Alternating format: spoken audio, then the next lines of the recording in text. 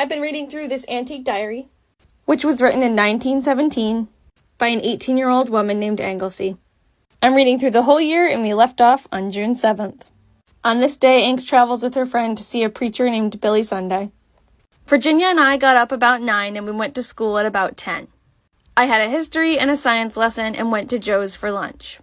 Joe, Maud, and I went to New York after lunch. We shopped and had tea, or rather iced coffee and pastry, at Maillard's. Maud treated. At 5, we took the subway and left Maud at Wall Street. Mr. and Mrs. DeSelding met us there, and we went to 168th Street to hear Billy Sunday. We had supper at the YMCA next to the Tabernacle. It was more fun. Everyone gets his own supper by passing down fenced-in passageway and taking the food off a counter. The food was very good, too. We went to the Tabernacle, which was a huge place, very early, so as to get good seats.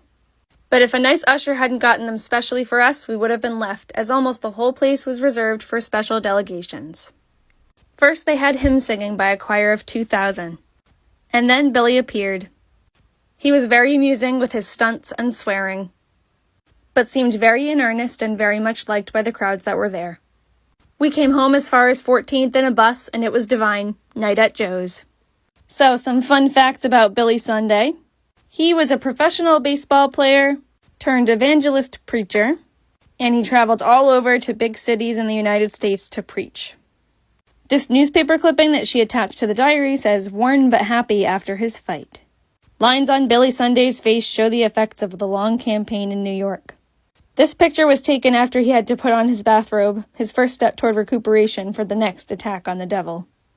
Billy Sunday was very popular back in 1917, but he started to fall out of favor with the public in the 1920s because of his support for temperance. In fact, his preaching against alcohol is thought to have played a huge role in the establishment of prohibition. I'm reading through the whole year, so stay tuned for more entries.